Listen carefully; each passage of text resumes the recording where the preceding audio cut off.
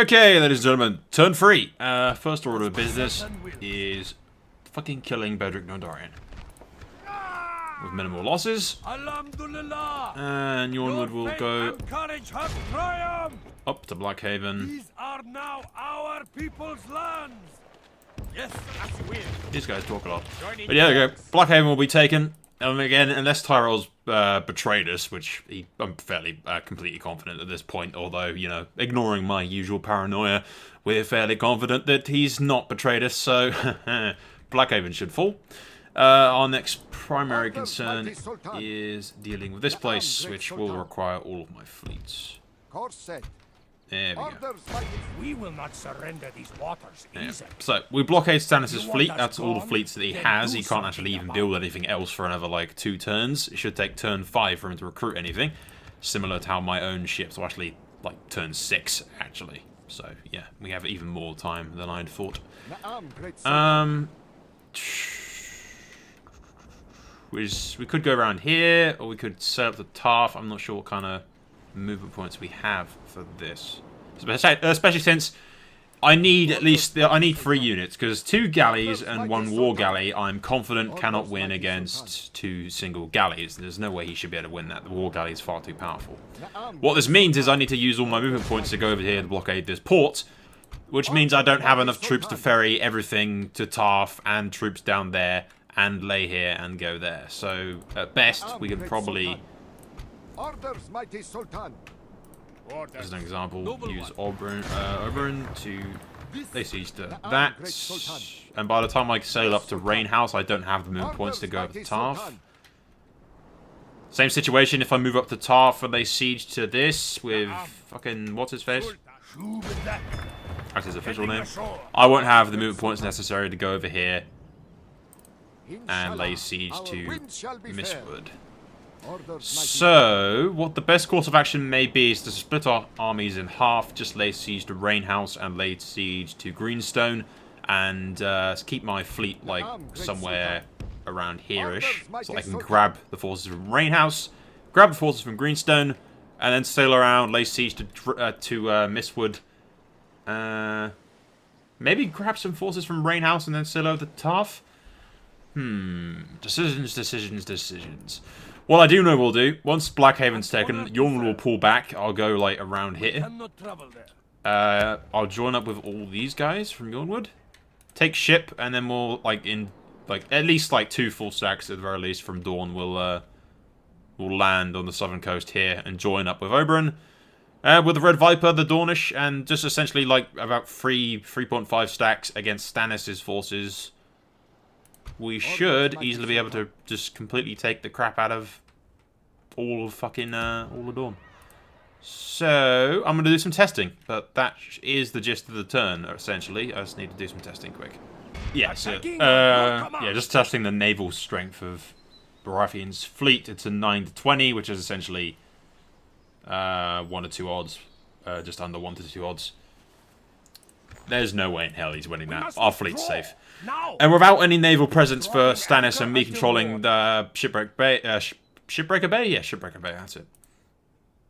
With me controlling all of that, I can lay siege to Evenfall Hall on the next turn. Mistwood, Stonehelm's fucked as well. Griffin's Roofs is probably fucked as also, unless he invests money into faulting it off, but even that's kind of a futile attempt. And defending Storm's End is also going to be essentially impossible for him. Keep in mind, once he loses those 2, he's losing money, and then he's going to be losing money when he loses Mistwood and Stonehelm and Tarth. At the very least, these 3 regions are completely guaranteed to be lost, and Blackhaven's guaranteed to be lost as well. So Baratheon's going to be in debt, and will eventually just not have the money to build forts whatsoever. And Robert will be up in the Riverlands somewhere. So. Tomorrow, my lord. It's not looking good for the Baratheons, but I do have some more testing to do, so we'll see what happens. Just for the sake of some scouting.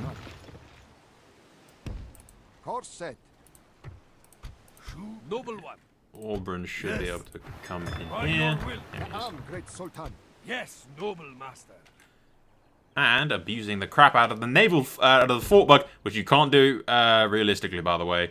Watch how Oberyn, the Red Viper, just completely ignores all the zone of control and just walks straight through Storm's End. That's why that's illegal. Not for scouting, obviously. We're not going to save having done that, because, yeah, Oberyn would be dead. So, Oberyn would be dead, either way. But yeah, all of Stannis' forces are at Storm's End. But, I'll do off-camera, scout essentially every single forest tile that I can reach with the two generals and everything, and see if we can find anybody. But I don't think we will. Okay, after a ludicrous amount of scouting and just searching trees, essentially, I've only found one general, which the Red Viper will just rape. Yeah, there's nothing else around here. Mistwood's undefended. Stonehead will be the same deal. Tarth will be as well. Orders, mighty Sultan. And Tarth's, yes, Sultan. empty as well. So, yeah, all is looking well there, as far as I can see. Alright guys, this is the end turn. This is essentially what we're ending the turn with. The Red Viper is laying siege to Greenstone with half my forces. This chap here is laying siege to Rainhouse with less forces, but still. What we've done, my fleet is there. And what I'm going to do is essentially, when use one force to pick up these forces from here and send them up to Tarth. So this chap will lay siege to Tarth up here, even for Hall. And the Viper will go around and take Rainhouse, Mistwood, sorry. Using this fleet. So that fleet will pick up the Viper, and this fleet will pick up these chaps and go up north. These idiots need to go all the way around, because apparently they can't cross the river. So that's going to take them a while to get up there. We are going into debt, but thankfully seizing Blackhaven and seizing these two regions will deal with our money issues, and then obviously we're going to lay siege to at least 2 other regions afterwards, immediately following that. And like we said before, Yornwood will, when he's taken Blackhaven, pull back, join up with the forces from Yornwood, join up with Gerald Dane, who's a 4-star commander. Once I get him 5-star, that'll be another Night Fighter leading our troops. But here, the forces from Yornwood and Yornwood himself will join up with these chaps and these chaps here, and God's Grace and everything. So that's at least 2.5 stacks from Dawn, which will sail up, land along the shoreline here, join up with the Red Viper, and 3 stacks will march on the 1.5-ish, maybe 2 at most, stacks that the Baratheons have at Storm's End. Keeping in mind, with our superior naval power, we can land and attack from any angle that we want. Essentially, Baratheon is completely and utterly fucked, but we knew that from turn 1, so, you know. Of course, I could be completely wrong, have screwed up somewhere, not paid attention, and somehow we're going to get defeated at Rainhouse. Greenstone is completely and utterly secured 100%. Rainhouse is like 99%. There is no way in hell that 2 war galleys can beat 2 war galleys in a war... 2 galleys can beat 2 galleys in a war galley. My fleet shouldn't... well, I do believe I showed you the testing of... there's no way in hell that his 2 galleys can defeat my 2 galleys in a war galley. So, as long as we continue to blockade his fleet in there, he can't, you know, move shit to lift my sieges. And as long as we keep laying siege to things, the money issues won't be an issue for much longer. You know. Of course, all of these plans will come tumbling down if Tyrell decides to betray us, but I'm fairly confident that he's not going to do that. Message from Tyrell just reads, fucking the full stack across the field to hold the northern reach and to protect the king's southern flank, and also make sure Baratheon doesn't attempt to escape through the reach. And am I still sending the diplomat for the alliance? Yes, I am. I'm not really sure alliance, although I suppose, sure, but not military access. But I will get trade with him, which will help with the upkeep and whatnot. Not really much, frankly, but it'll help. I won't turn down free money. Anyway, lads, anyway, guys, without further ado, we'll end the turn. It's rather short. It's just laying siege to these, and then in the next turn we'll lay siege to the other things. It'll just be interesting to see whether or not Baratheon can pull a miracle out of his arse and defeat my fleet. Which will be a hindrance, no doubt. On the bright side, I will have backup fleets being constructed. It will still harm our campaign against the Stormlands if our fleet is defeated. But it won't be the end of the world. I can always call in Targaryen's fleet to come help out if need be.